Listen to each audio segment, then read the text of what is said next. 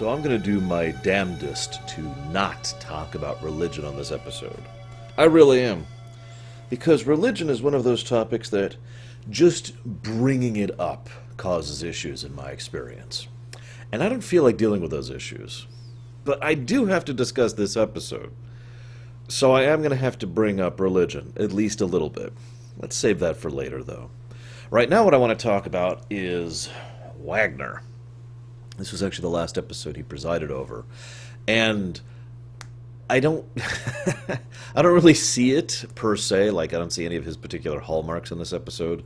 But what I do see is you could kind of tell that they were, for lack of a better term, floundering for ideas. Because this is an incredibly classic idea. In fact, TOS has already covered this very idea. Primitive people, advanced people, hey, right? Very simple. And of course, this kind of is a Prime Directive episode. Not really, though. And that's why I've mentioned this back in Pen Pals. The Prime Directive wasn't really a big thing in TNG. Not that I'm complaining. Because although they certainly bring up the Prime Directive in this episode, this is not a Prime Directive episode because the episode starts with the Prime Directive being violated. And then it's like, well, okay, now we got to deal with that. And that's why I'm a little more on board with what's going on in this episode. This is also the last overt mention of Pulaski in the entire series. Crusher flat out says, I'm familiar with Dr. Pulaski's work in regards to mind erasure. And apparently she's terrible at it because the mind erasure doesn't work at all, but we'll talk about that in a minute. And she will actually be briefly referenced much later by Moriarty, I do believe. But otherwise, this is the end of that. I do also want to mention two other things, though. First, you can always tell it's Ron Jones just immediately, can't you? Like, as soon as I started up the episode, it was like, hey, it's Ron Jones, what's up? The other thing I like about this episode, though, is this began a trend in TNG, another thing that Season 3 would begin to do and would carry forward throughout TNG's series. Over time, certain props, basically, would show up as a consequence of episodes, and those props would stick around. They're not really called attention to, but in many episodes, and this is, I believe, the first time this happens, but this will continue to happen going forward, you will start to notice things that they receive, like the most obvious answer is the flute. Picard's flute, that's actually something he actually uses in a future episode. But, the flute, the tapestry, there's a statue that later Picard gets. There are little bits and pieces that carry throughout the series. So excellent props to the props department for having that kind of setting continuity in the background. It's one of the reasons I like TNG so much, because TNG's always actually been pretty strong about setting continuity, making it feel like these are the same people from the last few episodes. Even if the last few episodes do not directly impact this, it still makes you feel like these are the same people who went through those events, and that adds to the enjoyment, at least for me. Now,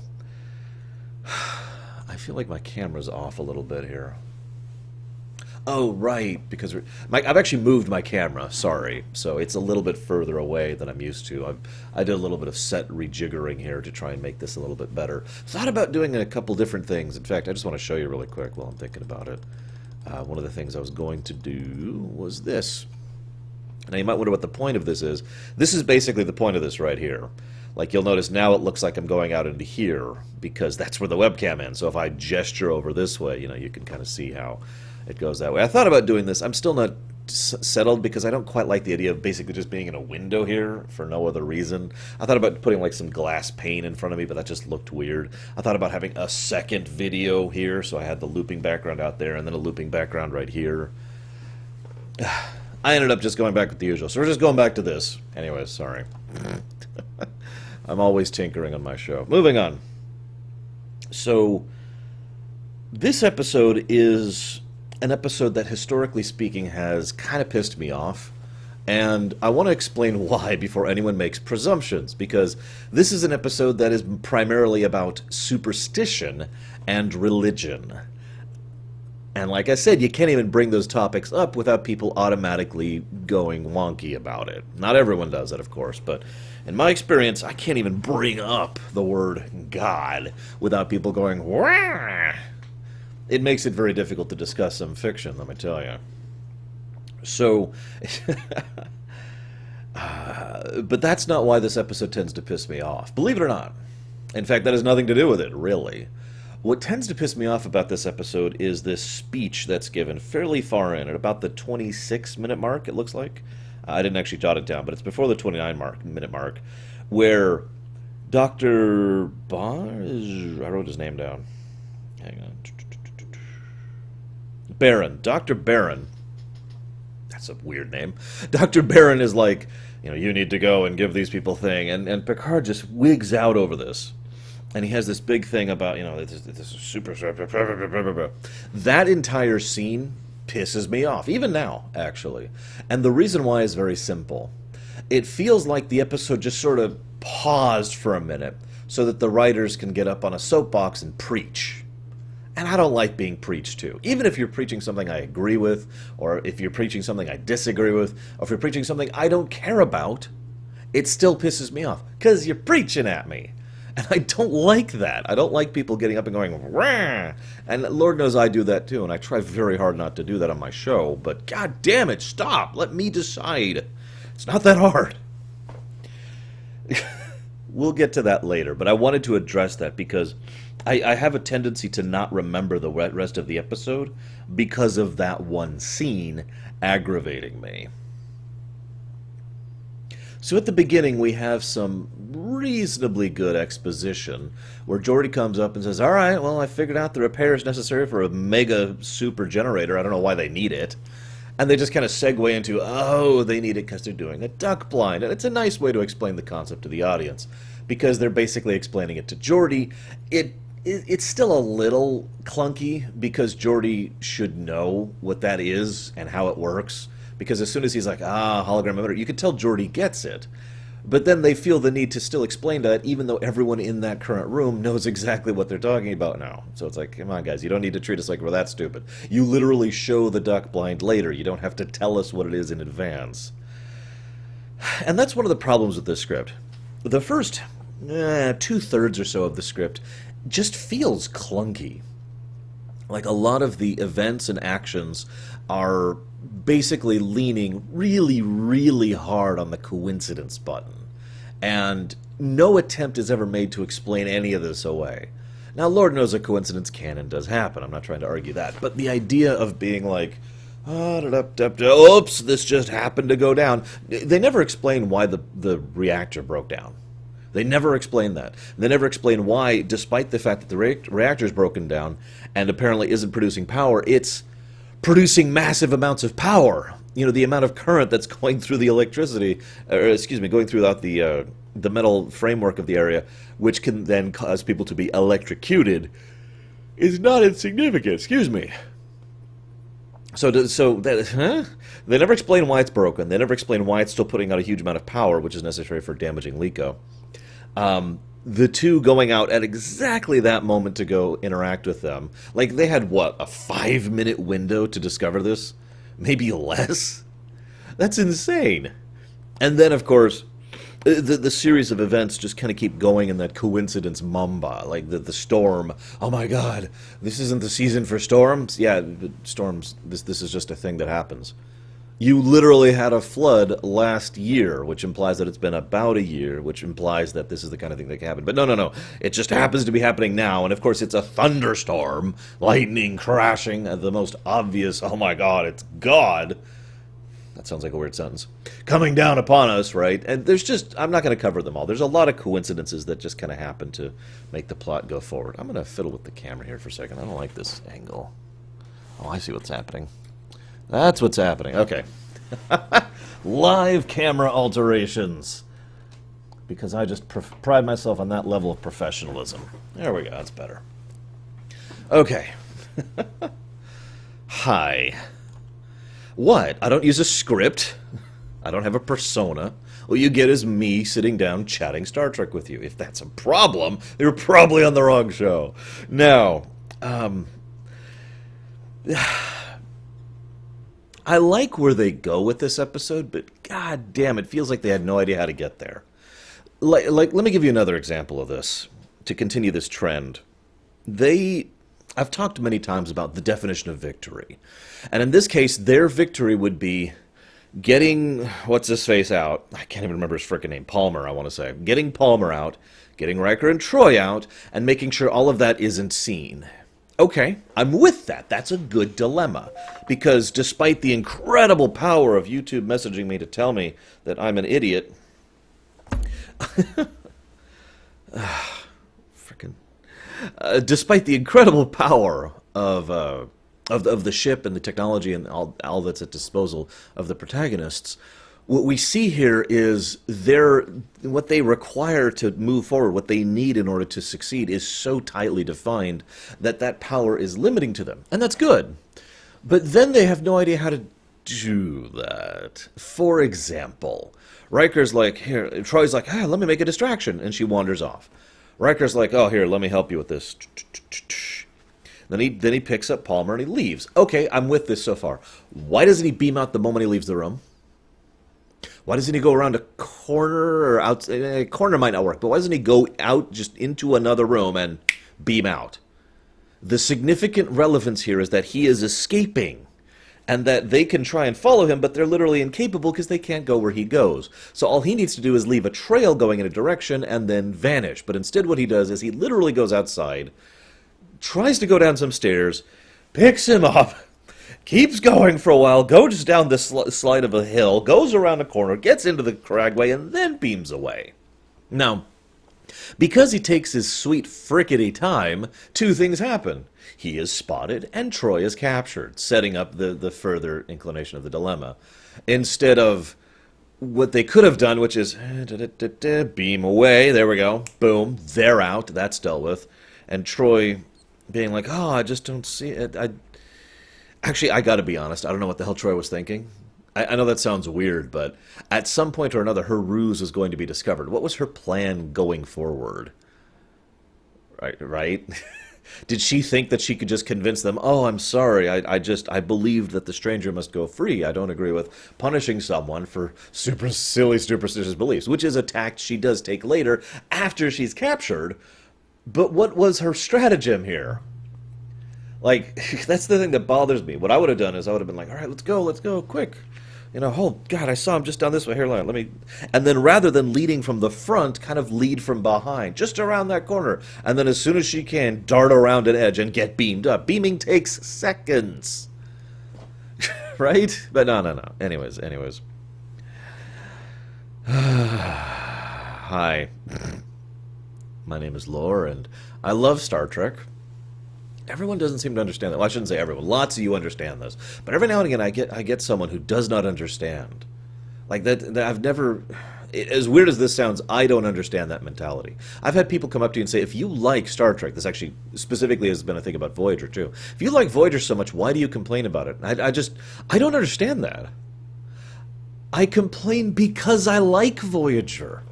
Because I am invested in it. Because it matters to me. And I'm not ashamed to admit that. And I'm not ashamed to say that I get upset sometimes when it's like, what are you doing? Right? What do you get more upset at? A complete stranger doing something silly, or someone very close to you who you've known for many years and love doing something silly, right? Which affects you more? Which do you think about more? Which resonates with you more? Sorry, I'm a little iffy about this because I've been getting a lot of comments on my Star Trek stuff saying, dude, just chill. And of course, the accusations that I don't like Star Trek have just been flying at my face on a regular basis now. I apologize. This is the informal episode, and I'm kind of doing that on purpose, if I'll just be honest with you guys. Because this is an episode that discusses religion and superstition. I gotta do something to lighten the mood. There's a scene where Crusher, let's rewind to the beginning of the episode here, where Crusher beams aboard Liko, and Picard says, why didn't you let him die? Remember that quote. It'll be important later. So she's like, well, because we were the ones who were responsible for injuring him. Now, Crusher's reaction actually makes perfect sense. We accidentally injured this person and would have killed him. Therefore, it is our responsibility to fix this within our power to do so. We bring him aboard, we treat him, we send him back down. Boom. There's a couple of problems with this. First of all, apparently they have no idea what a privacy curtain is or a private room is in the Enterprise or in Star Trek in general, because I don't know about you guys, but I remember the last time when I was going in for surgery, and I remember I was just out in the middle of the open where everyone was able to see me, and if I literally came to, I could look around and see people I shouldn't see. Oh, wait, no, of course not. Me here in my silly, I guess this would have been 2016, 15? God, it's been a while now. Self actually had a private enclave. It was a little side room with a privacy curtain just to make sure. Right? I mean, doesn't that just make the tiniest bit of sense to move him into someplace like that? But instead, he, of course, wakes up and he sees things, and nobody notices him getting up and blearily being like, "Rrr," until finally Picard's like, "You!" Like I said, clunky. So then they try to erase his memory, Pulaski reference. They fail miserably, never explained. Kind of necessary for the episode to go forward, it's worth noting. This is another one of those had to happen because plot moments. And then Riker goes down, he's like, okay, I'll go ahead and do this. And there's a tiny little detail that I like. It's when Troi discusses one snippet of the Mintakan culture about how the woman in a certain case will move before the man to indicate that she is the one who basically... I'm trying not to use a slave metaphor here because that's kind of what it sounds like. But the idea is if you wish to negotiate for this man's services, you have to go through me. Which sure sounds a whole lot like ownership, but whatever. The point is, I thought it was a nice little cultural point to add that kind of a thing. Because, of course, the world builder immediately thinks, well, you know, what if they aren't together? What if it's a younger person? You know, and of course, I started thinking of the idea of, like, a whole pattern of movements that could happen. Like maybe a man walks in front if he is not currently owned, or they walk side by side if they are currently courting, or a man walks side by side with a woman if they are currently in negotiations, or, you know, all sorts of different, like, maneuvers that could be done in order to demonstrate this sort of thing in a non-verbal way to other Mintakans. I just thought it was kind of a cool little thing, and I was hoping they could do more with that, but of course they didn't. Although they did have a thing fairly regularly where they also showed women leading the men around several times throughout the episodes. That was a nice touch.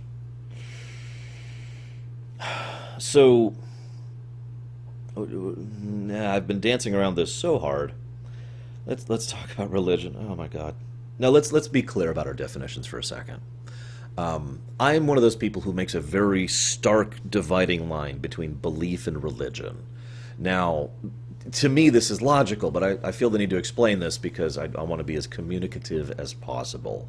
Belief is something you believe. Bam. And it has to be something you really believe, right? I mention that because too many people, like with the word opinion, seem to misunderstand the word belief. You know, if you... Belief is something only you can say. It's something you are the only person who is capable of telling what you believe, because it is something so deep, so integral to you, that you are the one who knows that you really believe this thing. As indicated by the nature of the word. This is something that you hold to be true, right? Now, this can apply to a lot of different circumstances, obviously, but that's the point, really. If you say you believe something and don't, then you don't believe that thing, right? Religion is organization. A religion or religion is an organization or a concept of an organization where a lot of people say they believe the same thing. Now, they may or may not. That's debatable. But the point is, religion is the organized structure. It is a political entity. Again, please don't come yell at me and scream at these. I don't want to talk about this, but that's the religion side of things. I'm not saying religion is bad. I'm not saying religion is good. I'm not saying religion is neutral. I'm just defining things, okay? So, religion, belief, okay? Now, the thing is, in this episode, they almost universally focus on the religion side of things from the dilemma, even though what we're looking at is actually more of a belief side of things. And I bring that up because it's one of the main arguments that Dr. Barron actually gives for this whole thing. We need to establish a religion in order to temper their beliefs. He doesn't use those words, but that is what he means when he's describing this. Now, This is the first fallacy of the episode, in my opinion, because, and I'm going to pull up quote here, he says, if we do not establish a religion in order to govern these beliefs, what we're going to have is holy wars, inquisitions, and chaos. Have you studied history? Because I have. I'm pretty sure organized religion did not do anything to prevent holy wars, inquisitions, or chaos. There's also some other problems with this. Excuse me. I always found the idea ridiculous. Maybe this is just me. But what they're positing is one village and two people are going to start an entire superstitious belief structure. That they're going to found a new religion. I don't want to get into any controversial topics here, but I look at that and I say, really? You two? With your basic lack of evidence? Now, they do have one bit of evidence. They have a stranger who looks different. So, picture the scene for a moment. It's Bronze Age. God, what is that? Like 1200 BC? 800 BC? I don't actually remember. It's a long time ago. And these two, well, they're not called Greeks yet, but, two people in the Greco area are talking and chatting, and all of a sudden someone says, "Oh my God, I have found God!" "Oh my God, you found God!" It still sounds like a weird sentence. And, holy crap! There you go, holy crap. "We found God!" "What?" "Yeah, blah, blah, blah, blah, blah, blah, blah." "Oh my gosh, you're totally right. But wait, you have no proof." "That's true, he has no proof." And then someone brings in a Mongolian. Someone from the steppes, basically. And says, "Look, it's someone who is different from us. This is proof." That's your proof. That's your proof. He insists that guy is Palmer. But they never identify him as such. Remember, he's basically unconscious the entire time. But he insists this has to be the Palmer. Now, of course, we know this because we're seeing the episode. That is Palmer, and that is someone that Picard is looking for. But take yourself out of that out-of-character knowledge for a moment. Put yourself in the mindset of one of the Mintakans. Some guy comes into town and starts saying, "Oh my gosh, I found God. He's totally real. The Overseer or the Overlord, or whatever the hell they called him, is real." And he keeps grabbing these little imps and attacking people with them. It's weird. And as he's preaching this, you're just sitting there probably going, "Uh-huh." Probably like you would in real life, actually. Now hear me out. If some random guy walked up and said, "I have found a completely new religion," out of nowhere, I imagine most of you would be pretty skeptical of that.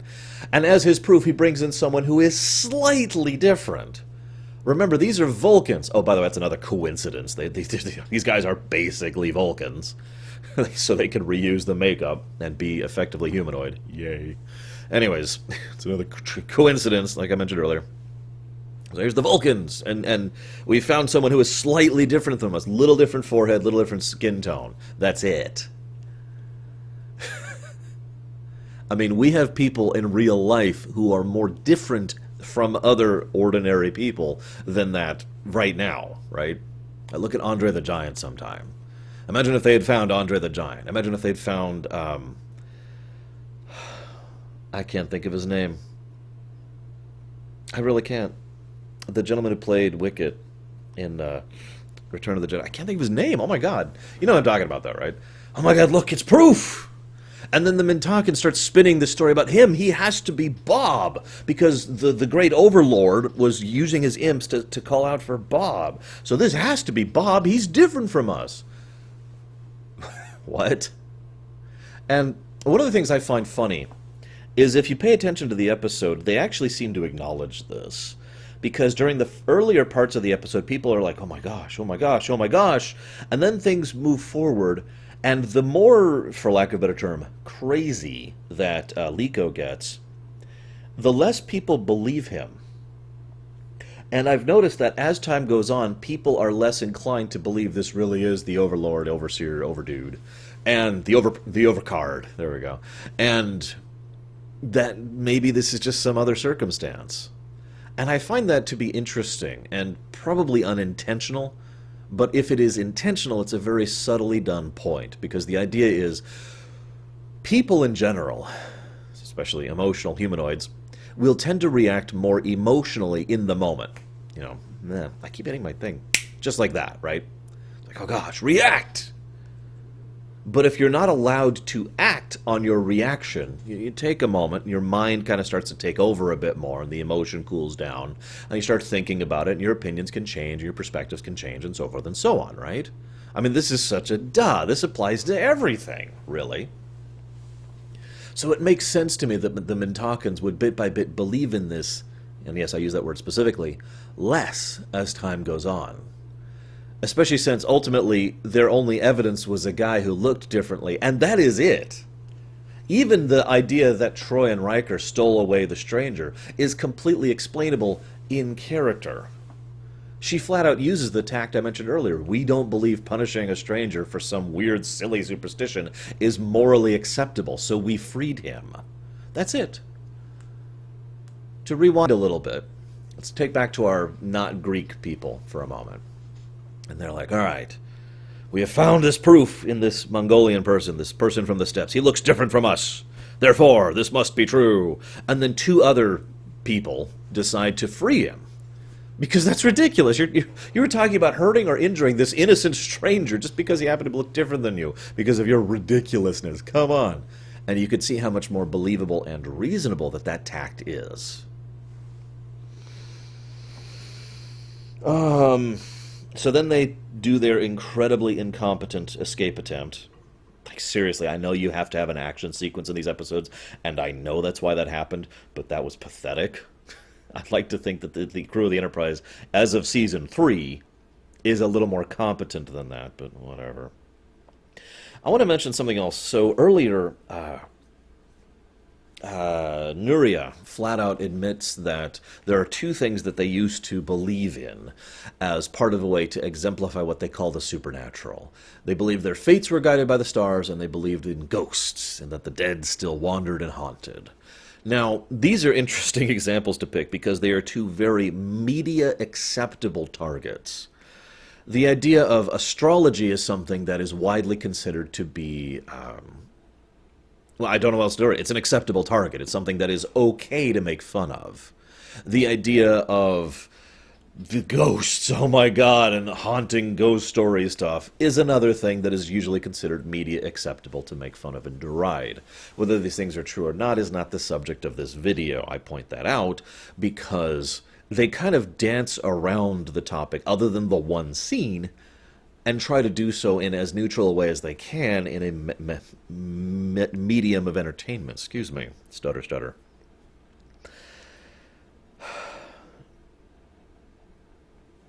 So, I suppose that brings us to the scene, which I've already talked about briefly. The scene that pisses me off. It's the one scene where the writer just gets up on a soapbox, just for this one scene. So... if they don't make a religion, it will devolve into holy wars, inquisitions, and chaos, which is stupid, as I've already discussed. He believes this village will spawn an entire religion, which I also find questionable. And then Picard says no. Now, I'm with that, because that's so many levels of messed up, right? Going down and deliberately establishing a religion, even with the intent to do good, is basically the opposite of the Prime Directive. And while I do give the Prime Directive a lot of flack, I do agree, believe it or not, with the core principle of the Prime Directive. And that core principle is the idea that... Oh, wow, is that still playing in the background? And that core principle is the idea that we are not trying to mess up other people's cultures when they're not ready to be messed up. Now, there's a lot of wiggle room there, and I firmly do not believe in the idea of an absolute law that applies absolutely in all locations, as I discussed back in Pen Pals, but I'm still on board with the concept. Furthermore, going down and doing this would have enormous consequences. This isn't what happens if you save one Bintakan. This is deliberately going down and establishing a religion, which you codify and you decide how it functions. And that has very demonstrable and knowable consequences, which will almost assuredly be bad, especially for long-term development. With it, now I'm going to ask something very horrible. Why don't they kill all the Mintakans in that village? Hear me out. They keep insisting that this prime directive of theirs is so important that they're willing to even die for it.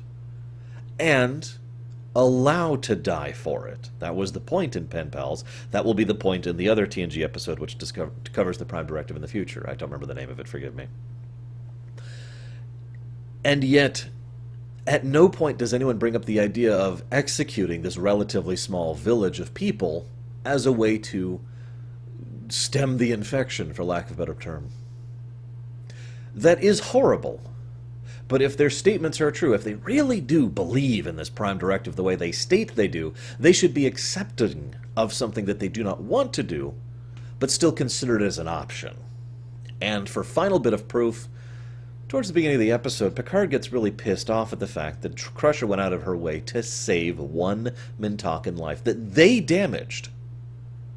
Now rewind for a second. Crusher arguably did the right thing, but she also arguably did the incorrect thing. She saved the life of one person who was injured by their actions. However, in so doing, she set off the entire chain of events. Picture if she didn't for a second. He gets injured, he falls, he dies. He dies of his injuries. The daughter is inconsolable, but she didn't see anything. She just saw her father fall. She brings it back, and they have this as a cautionary tale for the rocks of the area. The end. No big superstition thing, no big religion thing. End of story. So you can see how what she did was incorrect, if right.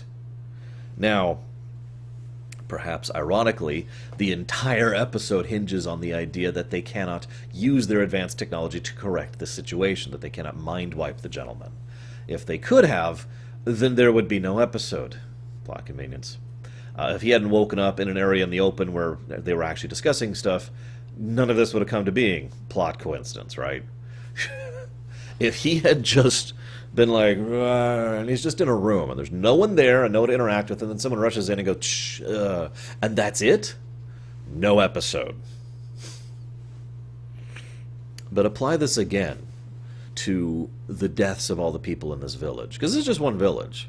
And I know that sounds horrible, but if you are so concerned about the Prime Directive and so worried about the idea of descending these people into eras of, and I quote, if I could find it, barbarism, superstition, ignorance, and fear, then kill them. And man up, put your money where your mouth is. But it's not even discussed. No one even brings up the option. Now, Picard gives his big speech, which I just quoted. Superstition, ignorance, fear. I refuse to do that. Funnily enough, one of the big points I've heard is that, in defense of this episode, is that this episode is pro-religion because it's against establishing a fake religion. And that's a viable perspective to have that I don't agree with. Because, again, the soapbox moment is so blatant. It really does feel like the episode just pauses for a moment so Picard can give his rant about how the ideas of descending them into a religion is an era of superstition, ignorance, and fear. The idea being that any kind of superstition, any kind of religion would thus be leading to these things. You can kind of see the implications there.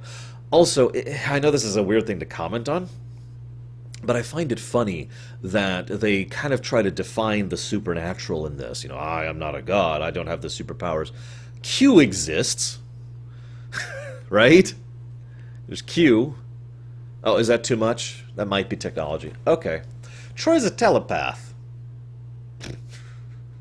She is a straight-up psychic. But no, there's no supernatural stuff.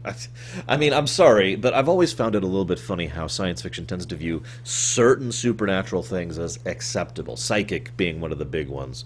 Anyways, oh, my back hurts. So,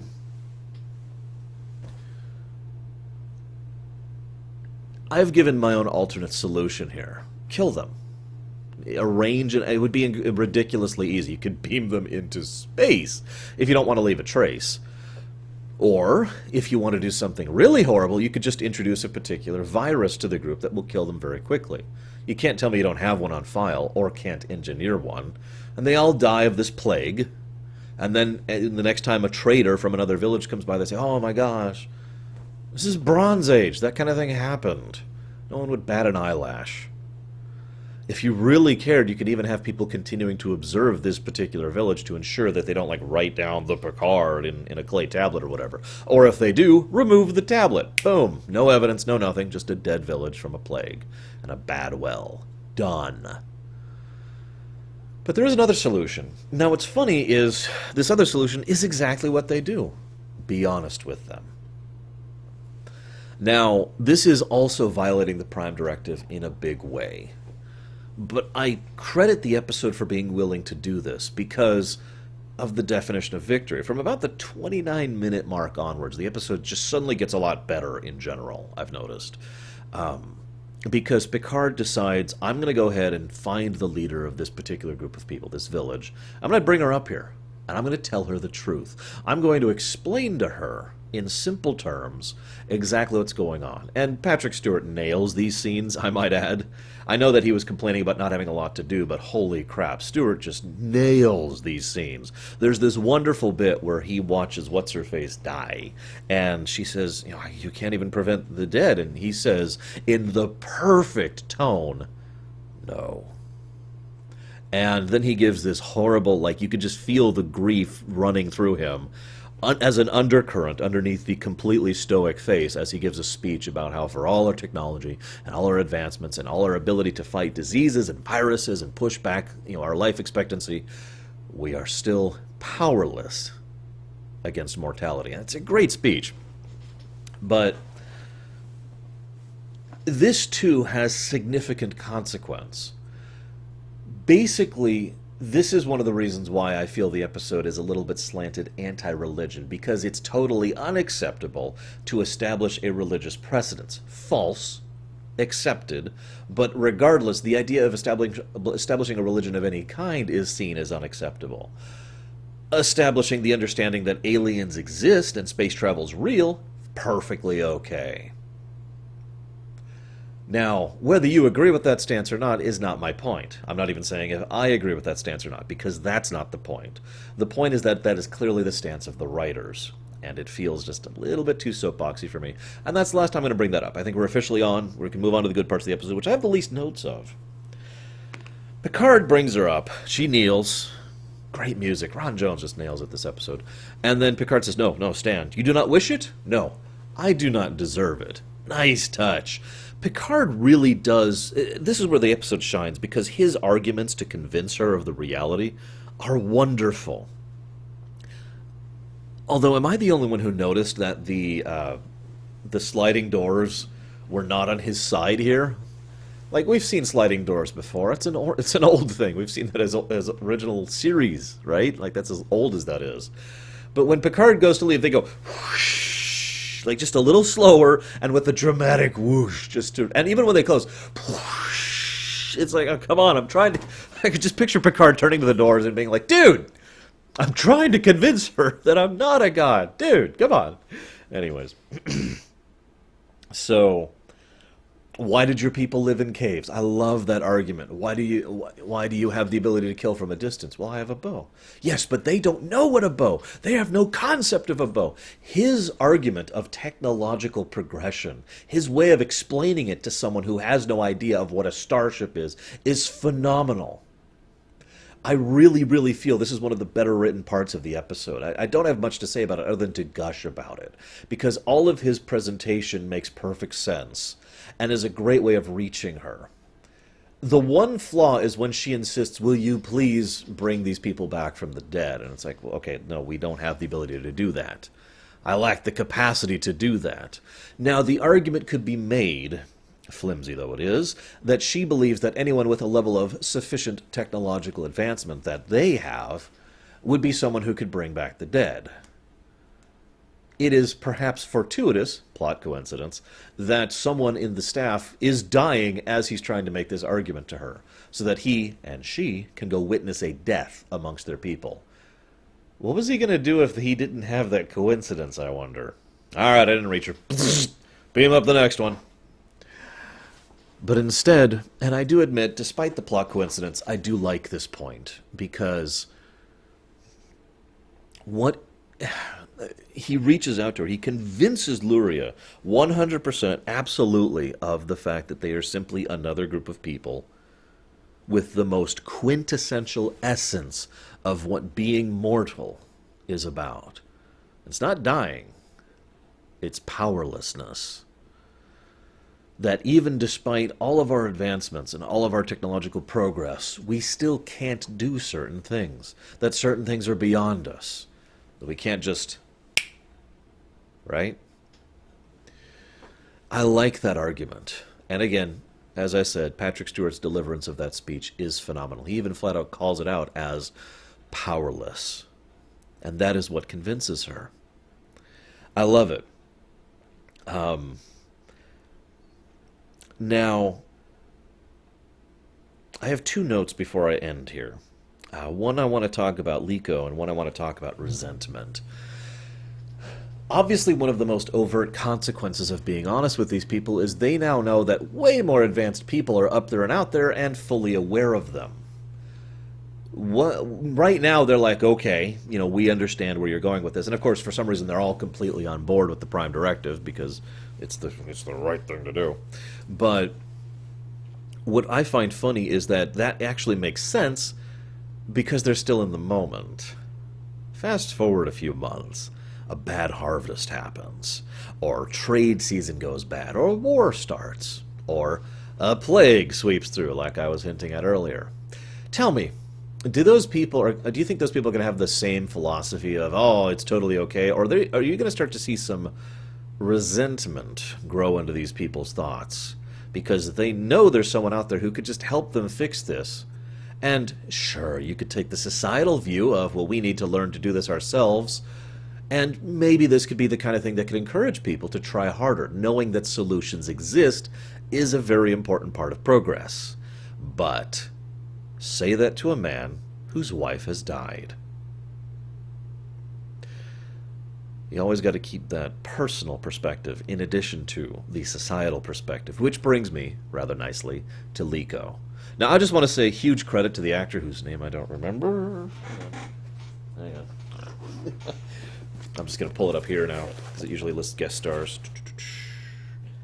Ray Wise. Ray Wise. He's a good actor. I've actually already covered another episode of his, which he'll be doing in the future, in Voyager. I can't remember his name, but he plays the guy, he was like, oh, I will take you to the Borg. He nails that role. Funnily enough, though, here as Liko and there as Alien Dude, he plays the same basic role. Someone who is so distraught to the point of derangement over having suffered a personal tragedy, and he is crumbling mentally and emotionally as a consequence, and willing to do crazy things, violent things, as a resultant. Now, I don't want to say he's typecast or anything, but he does do that role very, very well. And I have to say, one of the things that I never really noticed before is Liko's undercurrent story throughout this whole episode. Because I don't think Liko believes in Picard. Hear me out. He's like, oh my god, I thought I was dead, but I was brought back. One of the most subtle things they do in the whole episode, and I mention this because it's funny, is they have this undercurrent of his wife who died in a flood last year. Now, they mention this like 6 times in the episode, but each time they do it differently, and they do it obviously, but not overtly, if that makes sense. There's no giant neon sign saying, my wife died. Instead, your mother would be so proud of you. Just a little thing like that, right?